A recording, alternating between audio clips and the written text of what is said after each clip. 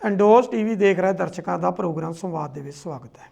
ਦਰਸ਼ਕੋ, Maharashtra state ਇੱਕ ਐਸੀ state ਹੈ ਜਿਹਦੇ ਬੀਜੇਪੀ ਨੂੰ ਬੈਕਫੁੱਟ ਤੇ ਲਿਆ ਕੇ ਰੱਖ ਦਿੱਤਾ। 1 ਮਹੀਨੇ ਦੀ ਲੰਬੀ ਕਸ਼ਮਕਸ਼ ਦੇ ਬਾਅਦ ਅਖੀਰ ਸ਼ਿਵ ਸੈਨਾ ਐਨਸੀਪੀ ਤੇ ਕਾਂਗਰਸ ਨਾਲ ਮਿਲ ਕੇ ਸਰਕਾਰ ਬਣਾਉਣ ਦੇ ਵਿੱਚ ਜਿਹੜੀ ਆ ਉਹ ਕਾਮਯਾਬ ਹੋ ਗਈ ਹੈ। ਬੀਜੇਪੀ ਨੇ ਬੜਾ ਲੰਬਾ ਜਿਹੜਾ ਉਹ ਜਦੋਜਹਿਦ ਕੀਤੀ, ਲੇਕਿਨ ਬੀਜੇਪੀ ਉੱਥੇ ਸਫਲ ਨਹੀਂ ਹੋ ਸਕੀ। ਇਸ ਤੋਂ ਪਹਿਲਾਂ ਵੀ ਬੀਜੇਪੀ ਕਰਨਾਟਕ ਦੇ ਵਿੱਚ ਵੀ 1.5 ਸਾਲ ਪਹਿਲਾਂ ਵੀ ਇਹੀ ਕੁਝ ਕੀਤਾ ਸੀ, ਲੇਕਿਨ ਉੱਥੇ ਵੀ ਸਫਲ ਨਹੀਂ ਸੀ ਹੋਈ। ਉਹ ਵੱਖਰੀ ਗੱਲ ਆ ਕਿ 11 ਮਹੀਨੇ ਬਾਅਦ ਦੇ ਵਿੱਚ ਉੱਥੇ ਇਹਨਾਂ ਨੇ ਸਰਕਾਰ ਪਲਟ ਕੇ ਉੱਥੇ ਦੁਬਾਰਾ ਆਪਣੀ ਸਰਕਾਰ ਜਿਹੜੀ ਉਹ ਬਣਾ ਲਈ। ਇਸ ਤੋਂ ਪਹਿਲਾਂ ਵੀ ਬੀਜੇਪੀ 2-3 ਜਗ੍ਹਾ 'ਤੇ, ਚਾਹੇ ਉਹ ਉੱਤਰਾਖੰਡ ਸੀ, ਉੱਥੇ ਇਹਨਾਂ ਨੇ ਹਰੀਸ਼ ਰਾਵਤ ਦੀ ਜਿਸ ਤਰ੍ਹਾਂ ਸਰਕਾਰ ਤੋੜ ਕੇ ਰਾਸ਼ਟਰਪਤੀ ਰਾਜ ਲਾਗੂ ਕੀਤਾ, ਲੇਕਿਨ ਸੁਪਰੀਮ ਕੋਰਟ ਦੀ ਦਖਲਅੰਦਾਜ਼ੀ ਦੇ ਨਾਲ ਉਹ ਦੁਬਾਰਾ ਸੱਤਾ 'ਚ ਆਇਆ। ਇਹੀ ਕੁਛ ਜਿਹੜਾ ਸੀਗਾ ਇਹ ਗੁਜਰਾਤ ਦੇ ਵਿੱਚ ਵੀ ਹੋਇਆ। ਕਿਸ ਤਰੀਕੇ ਦੇ ਨਾਲ ਅਹਿਮਦ ਪਟੇਲ ਨੂੰ ਰਾਜ ਸਭਾ ਦਾ ਮੈਂਬਰ ਬਣਨ ਤੋਂ ਰੋਕਿਆ ਗਿਆ, ਲੇਕਿਨ ਉੱਥੇ ਵੀ ਜਦੋਂ ਦਖਲਅੰਦਾਜ਼ੀ ਚੀਫ ਇਲੈਕਸ਼ਨ ਕਮਿਸ਼ਨ ਦੀ ਹੋਈ ਤਾਂ ਉੱਥੇ ਵੀ ਬੀਜੇਪੀ ਨੂੰ ਮੂੰਹ ਦਿਖਾਉਣੀ ਪਈ। ਇਹੀ ਕੁਛ ਹੁਣ ਮਹਾਰਾਸ਼ਟਰ ਦੇ ਵਿੱਚ ਬੀਜੇਪੀ ਨਾਲ ਹੋਇਆ। ਬੀਜੇਪੀ 1980 'ਚ ਹੋਂਦ ਵਿੱਚ ਆਈ।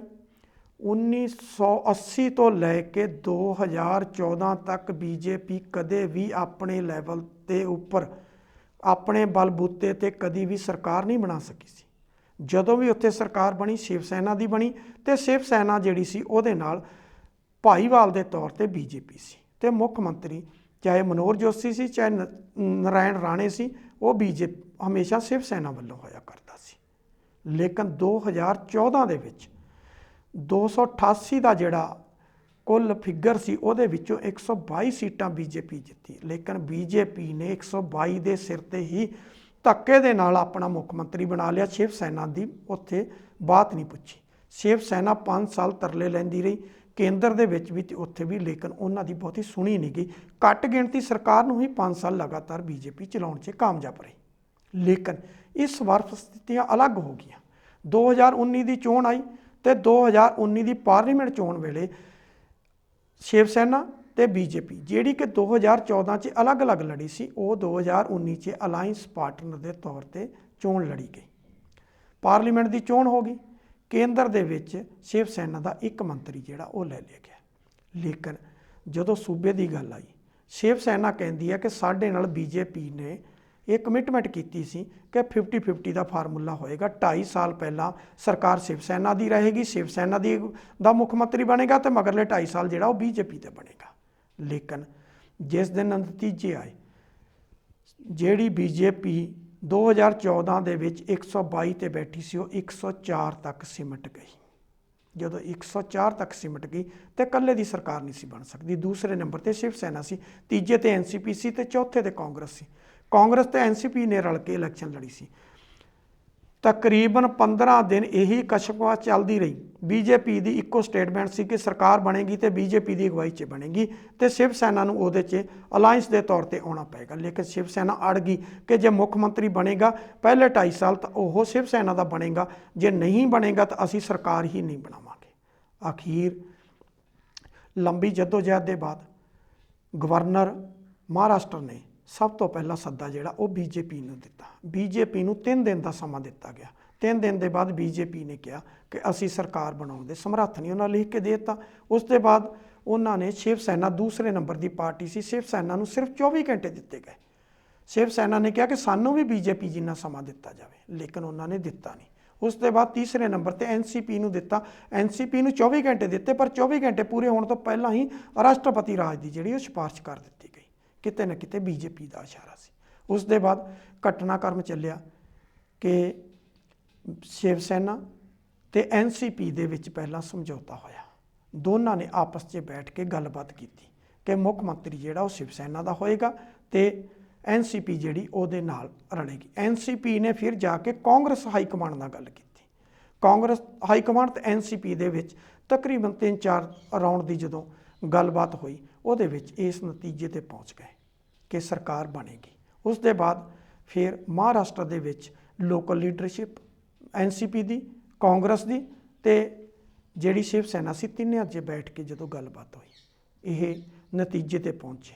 ਅਗਲੇ ਦਿਨ ਸਵੇਰੇ ਯਾਨੀ ਕਿ 23 ਤਰੀਕ ਨੂੰ ਇਹਨਾਂ ਨੇ ਦਾਅਵਾ ਜਿਹੜਾ ਗਵਰਨਰ ਦੇ ਕੋਲੇ ਪੇਸ਼ ਕਰਨਾ ਸੀ ਸਰਕਾਰ ਬਣਾਉਣ ਦਾ, ਲੇਕਿਨ ਉਸ ਤੋਂ ਪਹਿਲਾਂ ਹੀ ਰਾਤ ਨੂੰ ਘਟਨਾਕ੍ਰਮ ਵਾਪਰ ਗਿਆ। ਫੜਨਵੀਸ ਜਿਹੜੇ ਕਿ ਪਹਿਲਾਂ ਮੁੱਖ ਮੰਤਰੀ 5 ਸਾਲ ਰਹਿ ਕੇ ਹਟੇ ਨੇ, ਉਹਨਾਂ ਨੇ ਸ਼ਰਦ ਪਵਾਰ ਦੇ ਭਤੀਜੇ ਨੂੰ ਪੱਟ ਲਿਆ। ਸ਼ਰਦ ਪਵਾਰ ਦਾ ਭਤੀਜਾ ਅਜੀਤ ਪਵਾਰ ਵੱਖ-ਵੱਖ ਕੇਸਾਂ 'ਚ ਉਲਝਿਆ ਪਿਆ ਸੀ। ਉਸ ਨੂੰ ਸਾਰੇ ਕੇਸਾਂ ਤੋਂ ਬਰੀ ਕਰਵਾਉਣ ਦੀ ਕਵਾਇਤ ਜਿਹੜੀ ਉਹ ਸ਼ੁਰੂ ਹੋ ਗਈ, ਉਹਨੂੰ ਪੱਟ ਲਿਆ ਗਿਆ। ਲੇਕਿਨ ਭਿਣਕ ਨਾ ਤਾਂ ਕਾਂਗਰਸ ਨੂੰ ਲੱਗੀ, ਨਾ ਐਨਸੀਪੀ ਨੂੰ, ਨਾ ਸ਼ਿਵ ਸੈਨਾ ਨੂੰ, ਕਿਸੇ ਨੂੰ ਨਹੀਂ ਲੱਗੀ। ਲੇਕਿਨ ਜਿਸ ਤਰੀਕੇ ਦੇ ਨਾਲ ਰਾਤ ਨੂੰ 10:30 ਵਜੇ ਤੋਂ ਬਾਅਦ ਘਟਨਾਕ੍ਰਮ ਵਾਪਰਿਆ, ਫੜਨਵੀਸ ਨੇ ਬੀਜੇਪੀ ਹਾਈ ਕਮਾਂਡ ਨਾਲ ਗੱਲ ਕੀਤੀ, ਦਿੱਲੀ ਤੋਂ ਆਦੇਸ਼ ਆਇਆ ਗਵਰਨਰ ਹਾਊਸ ਨੂੰ। ਜਿਸ ਤਰੀਕੇ ਦੇ ਨਾਲ ਰਾਸ਼ਟਰਪਤੀ ਰਾਜ ਸਮਾਪਤ ਕਰਨ ਦੀ ਜਿਹੜੀ ਆ ਉਹ ਰਿਕੁਐਸਟ ਕੀਤੀ ਗਈ, ਫਿਰ ਰਾਸ਼ਟਰਪਤੀ ਰਾਜ ਜਿਹੜਾ ਉਹ ਸਮਾਪਤ ਕੀਤਾ ਗਿਆ।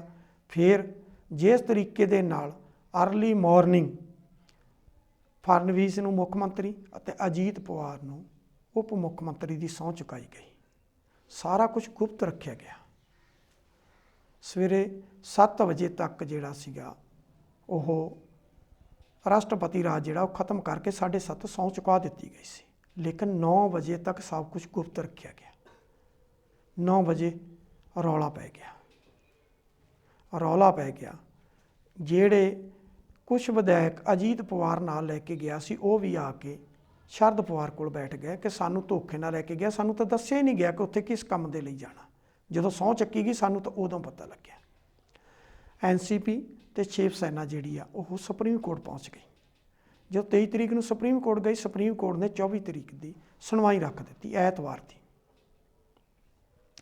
ਜਦੋਂ ਸੁਣਵਾਈ ਰੱਖ ਦਿੱਤੀ ਤਾਂ ਉਸ ਵੇਲੇ ਹਾਲਾਤ ਕੀ ਬਣੇ। ਸੁਣਵਾਈ ਪਹਿਲੇ ਦਿਨ ਹੋਈ। ਸੁਣਵਾਈ ਦੇ ਵਿੱਚ ਗਵਰਨਰ ਮਹਾਰਾਸ਼ਟਰ ਤੇ ਮੁੱਖ ਮੰਤਰੀ ਦੋਨਾਂ ਨੂੰ ਸੰਮਨ ਕੀਤੇ ਗਏ ਕਿ ਉਹ ਪੱਤਰ ਪੇਸ਼ ਕਰਨ ਜਿਹਦੇ ਵਿੱਚ ਇਹਨਾਂ ਨੇ ਬਹੁਮਤ ਜਿਹੜਾ ਉਹ ਸਾਬਤ ਕਰਨ ਦੀ ਗੱਲ ਕੀਤੀ ਆ ਤੇ ਜਿਹਦੇ ਬਿਹਾਫ ਤੇ ਸਹੁੰ ਚੁਕਾਈ ਗਈ ਆ। ਉਹਦੇ ਬਾਅਦ ਬਹਿਸ ਹੋਈ। ਬਹਿਸ ਤੋਂ ਬਾਅਦ ਫਿਰ ਫੈਸਲਾ ਰਾਖਵਾਂ ਰੱਖ ਲਿਆ ਗਿਆ।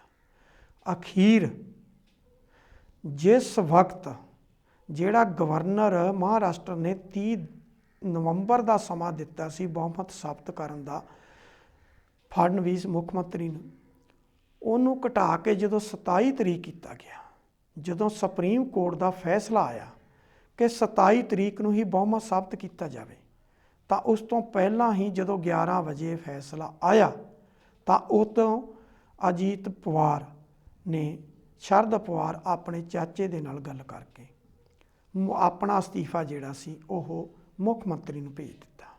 ਜਦੋਂ ਅਜੀਤ ਪਵਾਰ ਨੇ ਅਸਤੀਫਾ ਭੇਜਿਆ, ਉਸ ਤੋਂ ਬਾਅਦ ਪ੍ਰਧਾਨ ਮੰਤਰੀ ਨਰਿੰਦਰ ਮੋਦੀ, ਹੋਮ ਮਿਨਿਸਟਰ ਅਮਿਤ ਸ਼ਾਹ ਤੇ ਬੀਜੇਪੀ ਦੇ ਨੈਸ਼ਨਲ ਪ੍ਰੈਜ਼ੀਡੈਂਟ JP ਨੱਡਾ ਦੇ ਵਿੱਚ ਮੀਟਿੰਗ ਹੋਈ।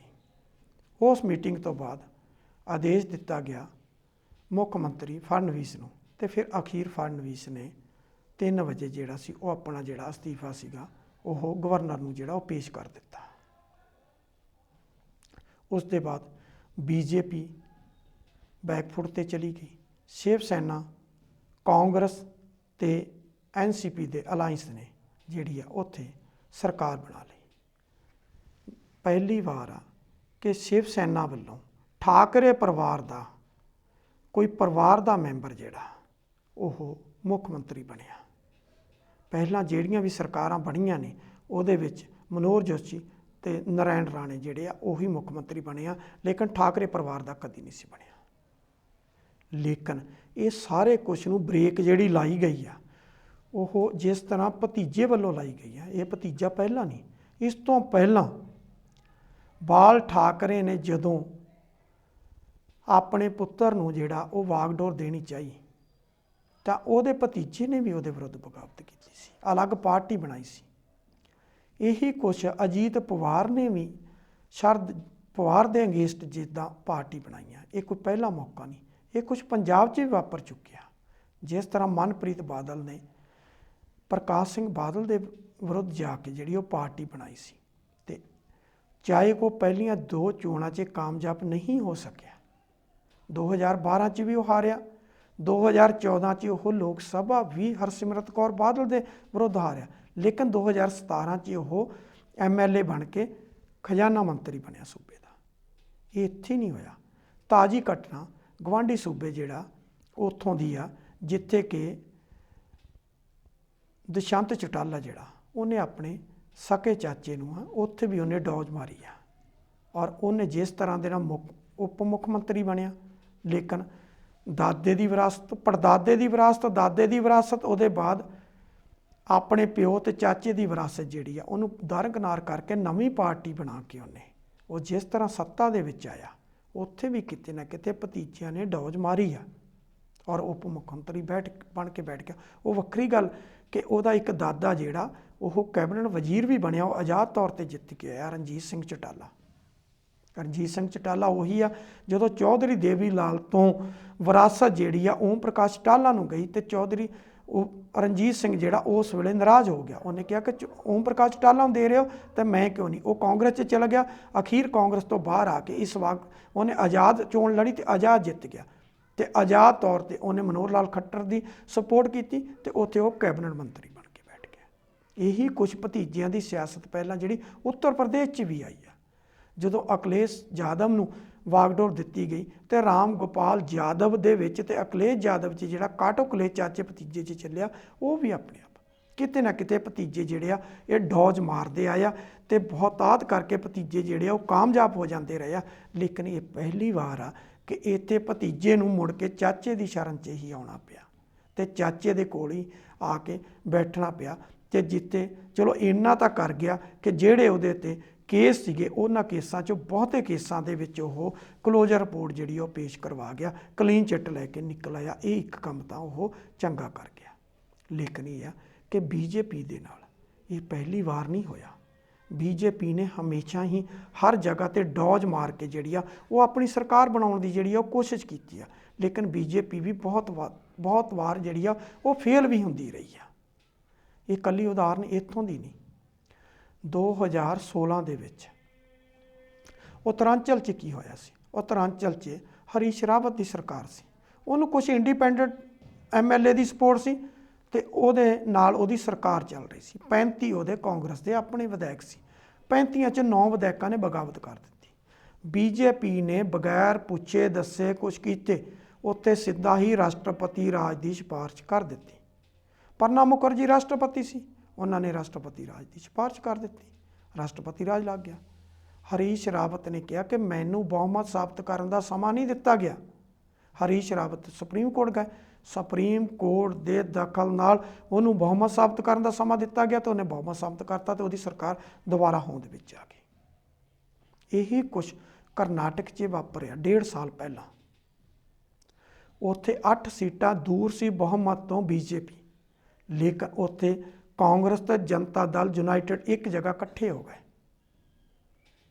ਜਦੋਂ ਜਨਤਾ ਦਲ ਤੇ ਕਾਂਗਰਸ ਇੱਕ ਜਗ੍ਹਾ ਇਕੱਠਾ ਹੋਏ ਤਾਂ ਯੇਦੂਰੱਪਾ ਨੂੰ ਜਲਦੀ ਦੇ ਵਿੱਚ ਸਹੁੰ ਚੁਕਾ ਦਿੱਤੀ ਗਈ। ਜਦੋਂ ਸਹੁੰ ਚੁਕਾਈ ਤਾਂ ਜਨਤਾ ਦਲ ਤੇ ਉੱਥੇ ਕਾਂਗਰਸ ਜਿਹੜੇ ਉਹ ਸੁਪਰੀਮ ਕੋਰਟ ਗਏ। ਸੁਪਰੀਮ ਕੋਰਟ ਨੇ 24 ਘੰਟੇ ਦਾ ਸਮਾਂ ਦਿੱਤਾ ਕਿ 24 ਘੰਟੇ 'ਚ ਬਹੁਮਤ ਸਾਬਤ ਕਰੋ। ਯੇਦੂਰੱਪਾ ਸੈਸ਼ਨ 'ਚ ਤਾਂ ਆਏ, ਲੇਕਿਨ ਸੈਸ਼ਨ 'ਚ ਆ ਕੇ ਬਹੁਮਤ ਦਾ ਸਾਹਮਣਾ ਨਹੀਂ ਕੀਤਾ, ਸਿੱਧੇ ਹੀ ਐਲਾਨ ਕਰ ਦਿੱਤਾ ਕਿ ਮੈਂ ਅਸਤੀਫਾ ਦੇ ਰਿਹਾ, ਤੇ ਅਸਤੀਫਾ ਦੇ ਕੇ ਤੁਰਦੇ ਬਣੇ। ਉਹ ਵੀ ਸੁਪਰੀਮ ਕੋਰਟ ਦੀ ਦਖਲ ਅੰਦਾਜ਼ੀ ਦੇ ਨਾਲ ਸੀ। ਇੱਕ ਜਗ੍ਹਾ 'ਤੇ ਹੋਰ ਵੀ BJP ਨੇ ਬੜੀ ਵੱਡੀ ਮਾਤ ਖਾਧੀ ਸੀ। 2017 ਦੇ ਵਿੱਚ ਹੀ ਰਾਜ ਸਭਾ ਦੀ ਚੋਣ ਸੀ ਗੁਜਰਾਤ ਤੋਂ। ਸਿਮਰਤੀ ਇਰਾਨੀ ਤੇ ਅਮਿਤ ਸ਼ਾਹ ਦੋ ਤਾਂ ਰਾਜ ਸਭਾ ਦੇ ਮੈਂਬਰ ਚੁਣੇ ਗਏ। ਜਿਹੜੀ ਤੀਸਰੀ ਸੀਟ ਸੀ ਉਹਦੇ ਉੱਪਰ ਜਿਹੜਾ ਸੀਗਾ ਉਹ ਅਹਿਮਦ ਪਟੇਲ ਦੀ ਚੋਣ ਹੋਣੀ ਸੀ। ਅਹਿਮਦ ਪਟੇਲ ਦੇ ਅਗੇਂਸਟ ਇਹਨਾਂ ਨੇ ਉੱਥੇ ਕੈਂਡੀਡੇਟ ਖੜਾ ਕਰ ਦਿੱਤਾ। ਉੱਥੇ ਕਾਂਗਰਸ ਦੇ ਕੁਝ ਵਿਧਾਇਕ ਜਿਹੜੇ ਉਹਨਾਂ ਨੂੰ ਪੱਟ ਲਿਆ ਗਿਆ। ਲੇਕਿਨ ਕੀ ਹੋਇਆ ਕਿ ਕਈ ਵਾਰ ਕਾਹਲੀ ਦੇ ਵਿੱਚ ਇਨਸਾਨ ਗਲਤੀਆਂ ਕਰਦਾ। ਉੱਥੇ 2 ਵਿਧਾਇਕ ਜਿਹੜੇ ਕਾਂਗਰਸ ਦੇ ਸੀ ਉਹਨਾਂ ਨੇ ਬੈਲਟ ਪੇਪਰ ਜਿਹੜਾ ਸੀਗਾ ਉਹ BJP ਦੇ ਇੱਕ ਲੀਡਰ ਨੂੰ ਦਿਖਾਤਾ ਵੋਟ ਪਾਉਣ ਲੱਗੇ। ਜਦੋਂ ਦਿਖਾਇਆ ਤਾਂ ਉਹ ਕੈਮਰੇ 'ਚ ਆ ਗਿਆ। ਇੱਕਦਮ ਹੜਕੰਪ ਮਚ ਗਿਆ ਕਿ ਇਹ 2 ਵੋਟਾਂ ਜਿਹੜੀਆਂ ਨੇ ਇਹ BJP ਨੂੰ ਚਲੀਆਂ ਗਈਆਂ ਨੇ। ਚੋਣਾਂ ਉਸ ਵੇਲੇ ਗਿਣਤੀ ਜਿਹੜੀ ਵੋਟਾਂ ਦੀ ਸੀ ਉੱਤੇ ਰੋਕ ਲੱਗ ਗਈ। Chief election commission of India ਕੋਲੇ ਮਸਲਾ ਗਿਆ, ਰਾਤੋਂ ਰਾਤ ਫੈਸਲਾ ਹੋਇਆ, ਉਹ 2 ਵੋਟਾਂ ਰੱਦ ਕੀਤੀਆਂ। ਜਦੋਂ 2 ਵੋਟਾਂ chief election commission of India ਨੇ ਰੱਦ ਕੀਤੀਆਂ ਤਾਂ ਉਹਦੇ ਬਾਅਦ ਜਿਹੜੀ ਕਾਂਗਰਸ ਦਾ ਕੈਂਡੀਡੇਟ ਸੀ ਅਹਿਮਦ ਪਟੇਲ, ਉਹਦੀ ਜਿੱਤ ਨਿਸ਼ਚਿਤ ਹੋ ਗਈ। ਕਿਤੇ ਨਾ ਕਿਤੇ ਬੀਜੇਪੀ ਇਹ ਡੌਜ ਮਾਰਨ ਤੋਂ ਨਹੀਂ ਹਟਦੀ।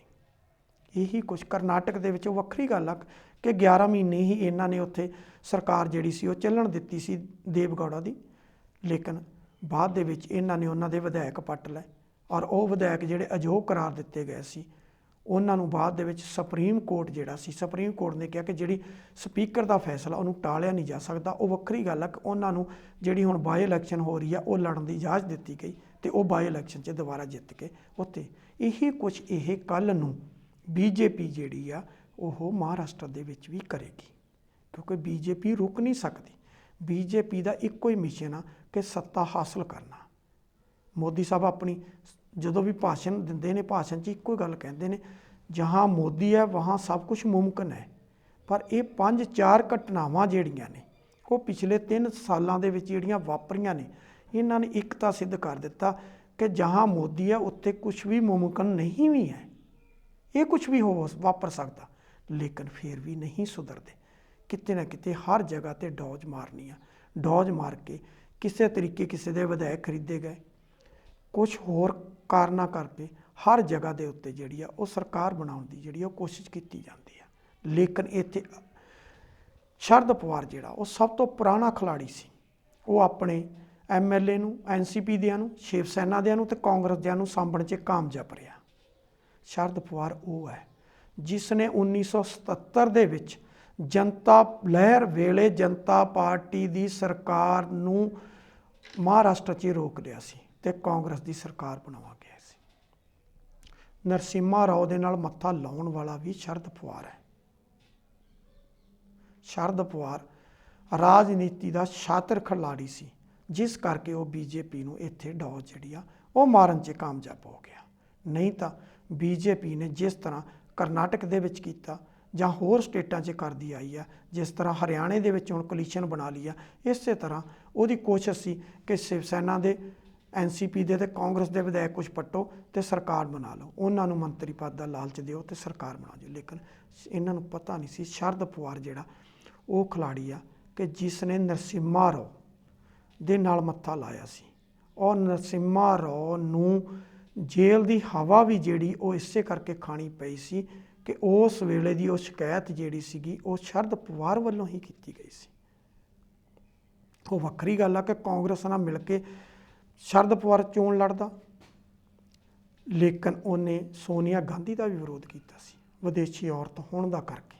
ਤੇ NCP ਆਪਣੀ ਪਾਰਟੀ ਬਣਾਈ ਸੀ, ਪਾਰਟੀ ਬਣਾ ਕੇ ਕੇਂਦਰ ਦੇ ਵਿੱਚ ਵੀ ਕਾਂਗਰਸ ਨਾਲ ਦੁਬਾਰਾ ਅਲਾਇੰਸ ਪਾਰਟਨਰ ਦੇ ਤੌਰ ਤੇ ਸ਼ਾਮਲ ਰਿਹਾ, ਮੰਤਰੀ ਪਦ ਲੈਂਦਾ ਰਿਹਾ। ਤੇ ਜਦੋਂ ਵੀ ਮਹਾਰਾਸ਼ਟਰ ਦੇ ਵਿੱਚ ਸਰਕਾਰ ਬਣੀ ਤੇ ਉੱਥੇ ਵੀ ਉਹ ਸ਼ਾਮਲ ਹੁੰਦਾ ਰਿਹਾ। ਉਹ ਵੱਖਰੀ ਗੱਲ ਹੈ ਕਿ ਜਦੋਂ ਨਰਸਿਮਹਾ ਰਾਓ ਦੇ ਨਾਲ ਇਹਨੇ ਮੱਥਾ ਲਾਇਆ, ਉਸ ਵੇਲੇ ਉਹਨੇ ਜਿੰਨੀ ਕਿਰਕਰੀ ਕਾਂਗਰਸ ਦੀ ਮਹਾਰਾਸ਼ਟਰ ਦੇ ਵਿੱਚ ਨਰਸਿਮਹਾ ਰਾਓ ਨੇ ਕਰਵਾਈ ਤੇ ਉਹਦੇ ਬਾਅਦ ਹੀ ਸ਼ਿਵ ਸੈਨਾ ਜਿਹੜੀ ਆ ਉੱਥੇ ਸੱਤਾ ਦੇ ਵਿੱਚ ਆਈ। ਸ਼ਿਵ ਸੈਨਾ ਨੇ ਬੀਜੇਪੀ ਨਾਲ ਅਲਾਇੰਸ ਕਰਕੇ ਦੁਬਾਰਾ ਸਰਕਾਰਾਂ ਬਣਾਈਆਂ।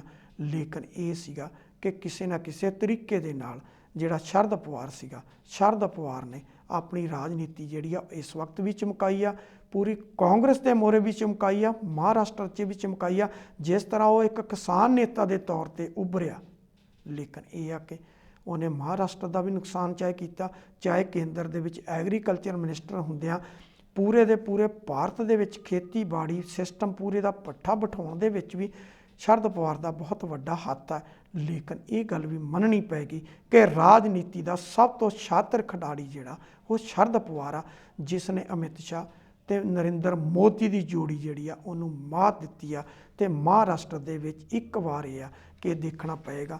ਕਹਿਣ ਨੂੰ ਤੇ ਇਹ ਆ ਕਿ ਤਿੰਨੋਂ ਜਣੇ ਕਹਿੰਦੇ ਆ, ਕਾਂਗਰਸ ਵੀ ਕਹਿੰਦੀ ਆ, NCP ਵੀ ਕਹਿੰਦੀ ਆ, ਸ਼ਿਵ ਸੈਨਾ ਕਹਿੰਦੀ ਅਸੀਂ 5 ਸਾਲ ਸਰਕਾਰ ਚਲਾਵਾਂਗੇ। ਲੇਕਿਨ ਕੀ ਇਹ ਇਕੱਠੇ ਇੱਕ ਏਜੰਡੇ ਤੇ ਚੱਲ ਸਕਣਗੇ? ਜੇ ਮਿਨੀਮਮ ਪ੍ਰੋਗਰਾਮ ਤੇ ਚੱਲ ਸਕਣਗੇ ਤਾਂ ਸਰਕਾਰ ਚੱਲੇਗੀ, ਨਹੀਂ ਤਾਂ ਫਿਰ ਚੋਣ ਨਹੀਂ ਹੋਏਗੀ। ਇਹਨਾਂ ਦੇ ਕੁਝ ਬਾਗੀ ਵਿਧਾਇਕਾਂ ਨੂੰ ਪੱਟ ਕੇ ਬੀਜੇਪੀ ਦੁਬਾਰਾ ਆਪਣੀ ਸਰਕਾਰ ਬਣਾਉਣ ਦੀ ਕੋਸ਼ਿਸ਼ ਜਿਹੜੀ ਉਹ ਕਰੇਗੀ। ਲੇਕਿਨ ਲੱਗਦਾ ਇਹ ਆ ਕਿਉਂਕਿ ਤਿੰਨਾਂ ਨੇ ਜਿੰਨੀ ਕੋ ਮਾਰ ਖਾਧੀ ਆ, ਜਿੰਨਾ ਕੋ ਧੱਕਾ ਇਹਨਾਂ ਦੇ ਨਾਲ ਬੀਜੇਪੀ ਕਰ ਗਈ, ਜੇ ਬੀਜੇਪੀ ਉੱਥੇ ਰਾਤੋਂ ਰਾਤ ਆਡੰਬਰ ਰਚ ਕੇ ਆਪਣੀ ਸਰਕਾਰ ਨਾ ਬਣਾਉਣ ਦੀ ਕੋਸ਼ਿਸ਼ ਕਰਦੀ ਤਾਂ ਸ਼ਾਇਦ ਇਹ ਤਿੰਨੇ ਇਕੱਠੇ ਵੀ ਨਹੀਂ ਸੀ ਹੁੰਦੇ।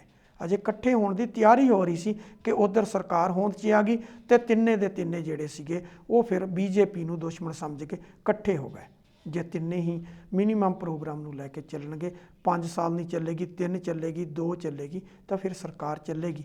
ਨਹੀਂ ਤਾਂ ਜੋ ਕੁਛ ਕਰਨਾਟਕ 'ਚ ਹੋਇਆ ਉਹੀ ਕੁਛ ਫਿਰ ਮਹਾਰਾਸ਼ਟਰ 'ਚ ਹੋਏਗਾ ਤੇ ਬੀਜੇਪੀ ਦੁਆਰਾ ਇੱਥੇ ਸੱਤਾ ਦੇ ਵਿੱਚ ਆ ਕੇ ਬਹਿ ਜਾਏਗੀ। ਲੇਕਿਨ ਇੱਕ ਕਾਰ ਤਾਂ ਜ਼ਰੂਰ ਹੋਇਆ ਕਿ ਬਾਲ ਠਾਕਰੇ ਤੋਂ ਬਾਅਦ ਇਹ ਤਾਂ ਹੋ ਗਿਆ ਕਿ ਉਹਦੇ ਠਾਕਰੇ ਨੇ ਵਾਗਡੋਰ ਸੰਭਾਲੀ ਆ ਤੇ ਉਹਦੇ ਠਾਕਰੇ ਭਾਵੇਂ ਵਿਧਾਇਕ ਨਹੀਂ ਹੈ, ਅੱਗੇ ਉਹਦਾ ਬੇਟਾ ਵਿਧਾਇਕ ਆ, ਲੇਕਿਨ ਉਹਦੇ ਠਾਕਰੇ ਨੇ 40 ਸਾਲ ਤਾਂ ਰਾਜਨੀਤੀ ਦੇ ਵਿੱਚ ਹਿੱਸਾ ਹੀ ਨਹੀਂ ਲਿਆ, 40 ਸਾਲ ਤੋਂ ਰਾਜਨੀਤੀ ਤੋਂ ਦੂਰ ਰਿਹਾ। ਲੇਕਿਨ ਬਾਲ ਠਾਕਰੇ ਤੋਂ ਬਾਅਦ ਜਿਉਂ ਉਹਨੇ ਵਾਗਡੋਰ ਸੰਭਾਲੀ, ਇਹ ਆ ਕਿ ਬਾਲ ਠਾਕਰੇ ਦੇ ਪਰਿਵਾਰ ਦੇ ਵਿੱਚ ਪਹਿਲੀ ਵਾਰ ਕੋਈ ਮੁੱਖ ਮੰਤਰੀ ਦੀ ਗੱਦੀ ਜਿਹੜੀ ਆ ਉਹਦੇ ਤੇ ਬੈਠਿਆ। ਇੰਨਾ ਕੁ ਤੇ ਆ ਕਿ ਚਲੋ ਉਹਨਾਂ ਦੇ ਪਰਿਵਾਰ ਨੂੰ ਗੱਦੀ ਨਸੀਬ ਹੋਈ ਆ। ਸੋ ਦਰਸ਼ਕੋ, ਅੱਜ ਦੇ ਲਈ ਇੰਨਾ ਹੀ।